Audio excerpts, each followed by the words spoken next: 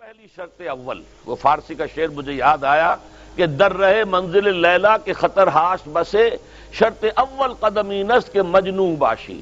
پہلی شرط یہ کہ مجنون بنو، تو یہاں کا پہلی شرط کیا ہے؟ پہلے صاحب ایمان بنو، ایمان تمہارے دلوں میں ہو۔ یا ایھا الذین آمنوا آمنوا باللہ ورسولہ، یعنی ایک ایمان تو تمہیں حاصل ہے، اقرار باللسان، وہ تو تمہیں والدین سے مل گیا، عقیدہ تمہارا ہے، متوارث جو ہے تم عقیدے کو مانتے ہو، لیکن دلی یقین والا ایمان حاصل کرو۔ اصل میں اس کے بعد گاڑی چلتی ہے، اس کے بعد جو ہے نتائج نکلتے چلے جائیں گے، لیکن اگر وہاں ایمان کی کمزوری ہے تب اوپر سے کوششیں کریں گے، نتیجہ نہیں نکلے گا، آگے ہم بڑھ نہیں سکیں گے، ہمارے جو جد و جہد ہے وہ کامیابی سے ہمکنار نہیں ہوگی۔ اس جیسے ہی ہے جیسے ہم درخت لگانا چاہ رہے ہیں جس کی جڑ ہی نہیں ہے، آپ زمین کھود کر درخت جو اس کے اندر گاڑ دیں گے تو زمین تو نہیں پکڑے گی اس کو، وہ تو نیچے سے جڑ ہو اور پھر درخت جو ہے اس سے ابھرے، تو وہ ہوتا ہے کہ جس کے لیے یوں سمجھیے سرسبز درخت بنے گا۔ اس حوالے سے سب سے پہلا قدم کیا ہے؟ ہم اپنے گریبانوں میں جھانکیں، اپنے دلوں کو ٹٹولیں، وہ یقین والا ایمان ہے یا نہیں؟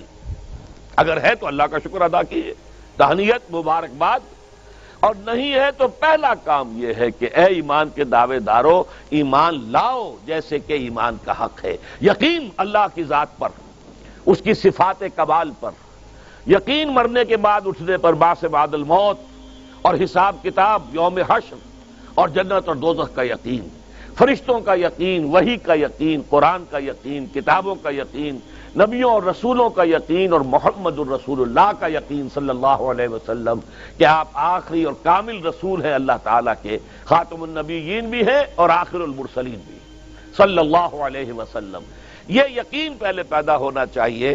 تو اب ظاہر بات ہے کہ جب میں نے یہ بات اتنی بڑی کہی ہے تو پھر مجھے یہ بھی بتانا چاہیے یقین کہاں سے ملے گا، کون سی دکان ہے، سپر مارکیٹ کوئی ہے جہاں پر کہ یہ جنس بکتی ہو؟ پہلی بات تو یہ ہے کہ اس کے لیے آسان ترین طریقہ کیا ہے؟ صاحب ایمان کی صحبت اختیار کرو۔ جیسے آپ بھٹی کے آگے بیٹھیں گے تو حرارت پہنچ جائے گی، آپ برف کی سل کے قریب بیٹھے ہوں گے ٹھنڈک پہنچ جائے گی۔ اگر صاحب ایمان ہے، کسی کے دل میں یقین والی بھٹی دہک رہی ہے، تو اس کے قرب سے آپ کے اندر بھی یقین پیدا ہو جائے گا۔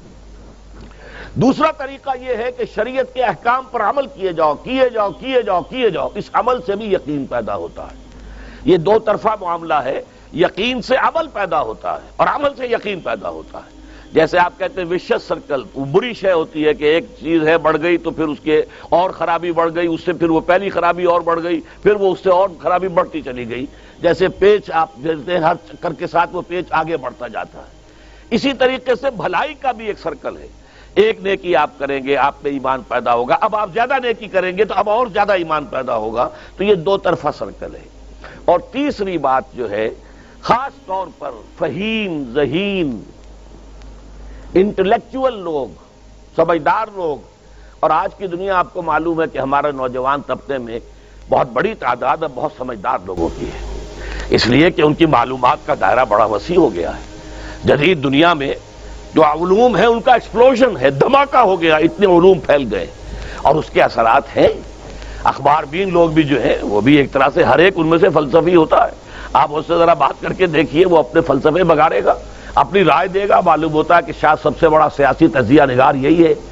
لہذا وہ لوگ کہتے ہیں کہ ہمیں تو وہ بات بتاؤ جو ہماری عقل کو بھی اپیل کرے۔ یہ جو معاملہ ہے وہ ایمان جو عقل کو بھی اپیل کرے، اس کی سورس صرف ایک ہے اور وہ قرآن حکیم ہے۔